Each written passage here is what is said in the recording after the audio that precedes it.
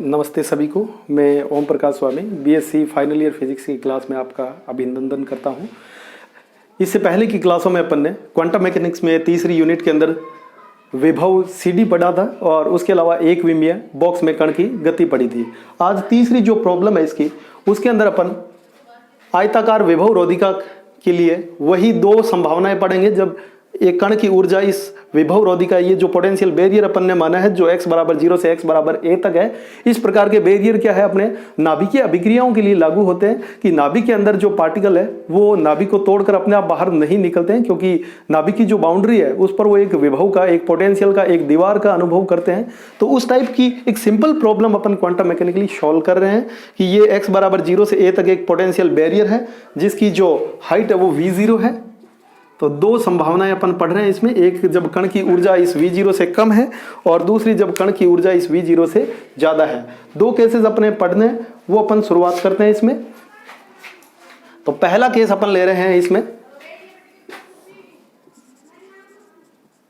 जब E का मान लेस देन v0 वाली स्थिति है वो अपन लेते हुए कैलकुलेशन कर रहे हैं। तो क्षेत्र 1 के अंदर काल अनाश्रित Schrodinger time independent Schrodinger equation से minus H cut square upon 2m del two psi 1 upon del X square plus V psi 1 बराबर आएगा ई शाई 1। इस क्षेत्र में v का मान 0 है, इक्वेशन में 0 पुट कर दें। Minus H cut square upon 2m del two psi 1 upon del X square बराबर ई शाई 1। और इसको लिख दूं मैं आगे, del two psi 1 upon del X square plus 2m upon H cut square psi 1 बराबर में 0। इससे पहले जो अपन पढ़ते आ रहे हैं उसके मुताबिक अपन इसमें आगे मानते हैं। जब तक चित्र की आवश्यकता है तब तक अपन रख रहे हैं, उसके बाद इसे अपन मिटाएंगे। या चित्र को संक्षेप में मैं ऊपर बना देता हूं।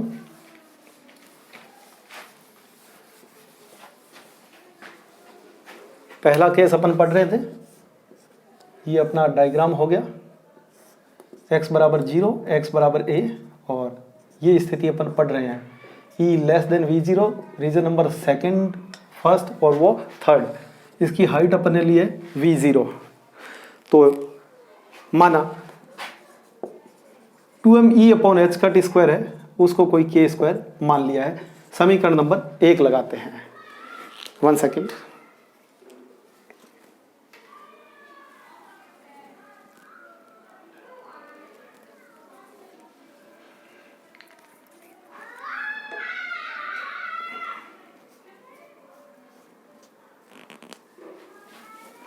तो ये इक्वेशन हो जाएगी अपने पास में, del two psi 1 upon del X square plus K square psi 1 बराबर 0, समीकरण नंबर 2।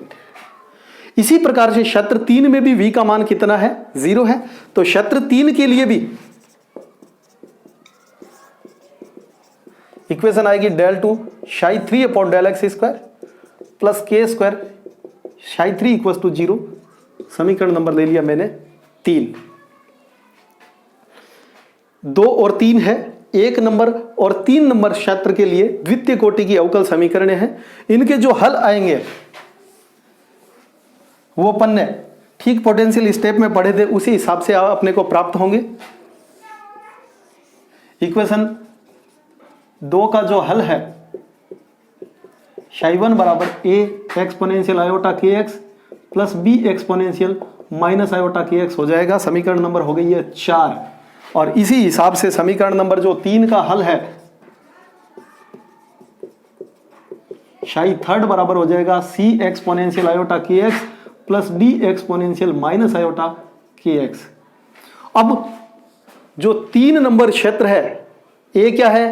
1 नंबर क्षेत्र में आपती तरंग का आयाम, b क्या है? इस दीवार से टकराकर परावर्तित तरंग का आयाम, c क्या है? 3 नंबर क्षेत्र में आगे जाने वाली पारगमित तरंग का आयाम, और d है इधर से आने वाली तरंग का आयाम। तो 3 नंबर क्षेत्र के आगे परावर्तन की कोई गुंजाइश नहीं है। दैट मीन्स d का मान 0 होगा। तो शाई थर्ड है वो हो जाएगा सी एक्सपोनेंशियल आयोटा के एक्स। इक्वेशन नंबर 5 हो गई।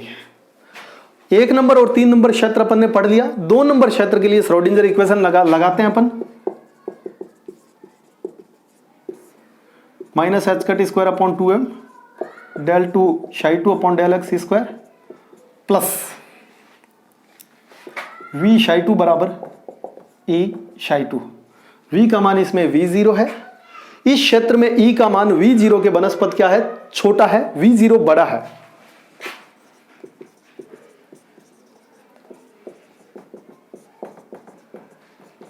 v0 माइनस e शाई 2 बराबर में हो गया 0।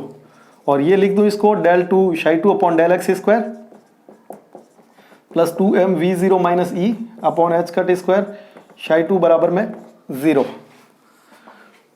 तो जैसे अपन ने इक्वेशन 1 मानी थी उस हिसाब से इसमें भी इस वाले पद को अपने मानेंगे।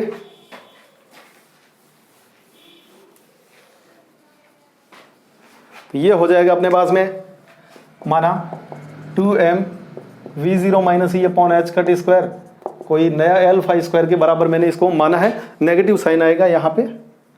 तो समीकरण ये वाली बन जाएगी अपने पास में del two psi 2 upon del X square minus alpha square psi 2 बराबर में 0।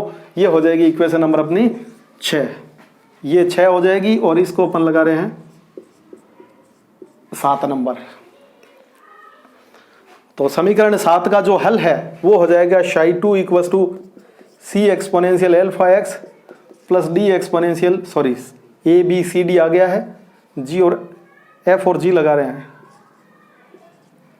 ये हो गई है समीकरण नंबर अपनी 8। तो समीकरण 4 को, 5 को और 8 को अपने हल करना है और परावर्तन और पारगमन गुणांकों के मान ज्ञात करने हैं। अगली क्लास में अपन इनको हल करेंगे और परावर्तन और पारगमन गुणांकों के मान ज्ञात करेंगे। आज के लिए इतना ही। धन्यवाद।